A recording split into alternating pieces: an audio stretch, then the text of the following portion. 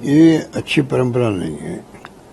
अच्छी स्कीम कोई हो तो उसको चालू रखना चाहिए, आगे बढ़ाना चाहिए। अब अन्नपूर्णा किट्स था, मतलब गरीबों को फ्री राशन मिल जाता था कुछ। अब उसमें फोटो लगी थी मुख्यमंत्री की, तो मुख्यमंत्री चेंज हो गए मान लो, तो भजन लाल की फोटो लग जाती। स्कीम बंद क्यों की? दूध वालों को 5 रुपये देते, प्रति लीटर देते थे अनुदान, जिससे कि दूध का प्रोडक्शन बढ़े, मतलब वो बंद कर दिया इन्होंने। पेंशन अभी टाइम पे दे नहीं पा रहे हैं, पेमेंट हो नहीं पा रहा ठेकेदारों का भी। तो कई योजना जो है वो बंद किया जा रहा है। बल्कि 25 लाख का बीमा जो था, सब तो 25 लाख बीमा यूज करते नहीं हैं, पर एक विश्वास रहता भाई अगर मान लो जरूरत पड़ गई हमारे घर में किसी की, तो सरकार 25 लाख तक में फ्री इलाज कर देगी। वो विश्वास खत्म कर दिया इन्होंने। अब कुछ लोग जाते हैं, कोई पता नहीं कि स्कीम बंद हो गई है, चल रही है। तो स्पष्ट करना चाहिए सरकार को भाई कि स्कीम चल रही ना, आप आराम से आइए, वेलकम करते हैं। तो वो जो टेम्पो बना हुआ था वो कम हो गया हेल्थ को लेके, जबकि हेल्थ हमारी बहुत प्रायोरिटी रही है। आईपीएल टावर बन रहा है शानदार, तो ये हिंदुस्तान में कहीं नहीं हुआ ऐसा टावर।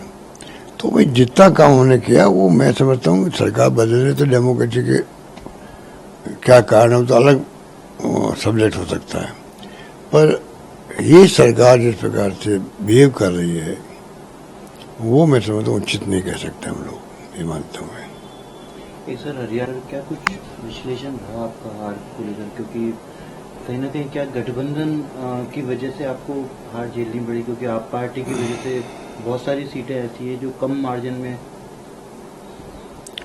देखिए वो तो पोस्टमार्टम हो रहा है, कल मीटिंग हुई है, तो राहुल जी ने और खड़गे साहब ने तय किया भाई एक ऐसा प्लेटफॉर्म बना देंगे कि जितने वहाँ कैंडिडेट्स हमारे थे, हारे हुए जीते हुए जो भी हैं, यहाँ के नेता लोग हैं, उनसे और गहराई में जाएंगे भाई वास्तव में क्या हुआ। क्योंकि देश और दुनिया देख रही थी कांग्रेस जीत रही है, प्रदेश वाले देख रहे थे कांग्रेस जीत रही है, कहीं से हारने की खबर तो आ ही नहीं रही थी, मीडिया में भी, एग्जिट पोल वालों ने भी। तो उसके बाद में क्या होगा, अचानक ही अप्रत्याशित परिणाम आ गए, तो चौंकाने वाले परिणाम है ये। इसलिए इसकी तय तक जाना जरूरी हो गया।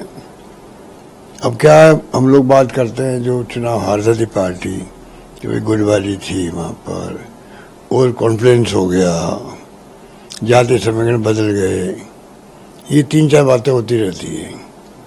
पर मेरा मानना है कि ईवीएम मशीन का लोग कहने लग जाते हैं कि जो कुछ भी ईवीएम के लिए तो हमने शिकायत भी करी है इलेक्शन कमीशन को, उसने कहा हम आपको जवाब देंगे, जवाब का इंतजार रहेगा।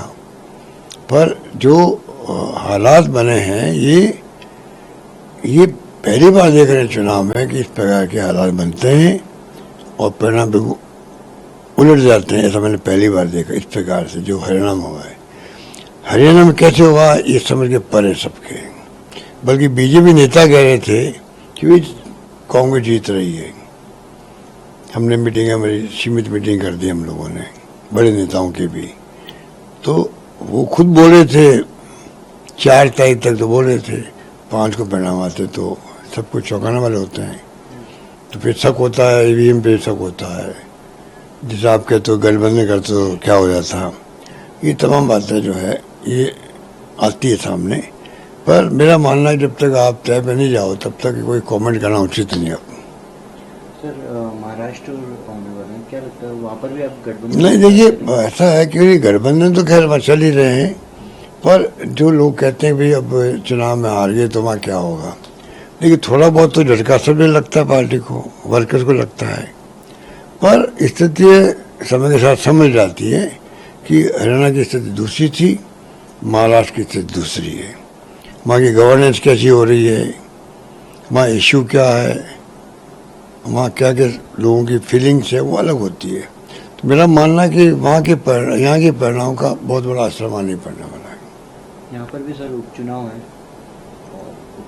उपचुनाव तो हम जीतेंगे लगता है मुझे, क्योंकि यहाँ की जो हमारी स्कीमें थी सरकार की, हमारी स्कीमें पूरा मुल्क के राज्य अपना रहे हैं, ऐसा माहौल बन गया है। 25 लाख का बीमा हो, ओपीएस हो, बिजली फ्री हो, सोशल सिक्योरिटी के लिए पेंशन हो, सब स्कीमें अपने आ रही है। शहरों में रोजगार की बात हमने करी, कंट्री में कहीं नहीं था। नरेगा की तरह रोजगार देना बड़ी बात थी हमारे यहाँ। छात्रों के लिए कोचिंग हमने फ्री करवा दी 30,000 बच्चों को, विदेश भेजने लगे बच्चों को हम लोग।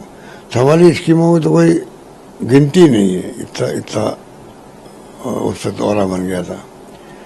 अब जो स्थिति है उसमें समय बताएगा कि क्या स्थिति बनती है आगे, पर मेरा मानना है कि जो माहौल कंट्री बन चुका था 10 साल की सरकार के बाद में, तो बीजेपी को लगता है कि हरियाणा के बाद में वापस वो रिवाइव हो गया, पहले वाला माहौल बन गया। वो नहीं है।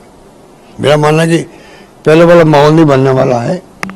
अभी उनकी जो सत्ता विरोधी लहर उनकी है, अब भी कायम रहेगी, आगे भी कायम रहेगी।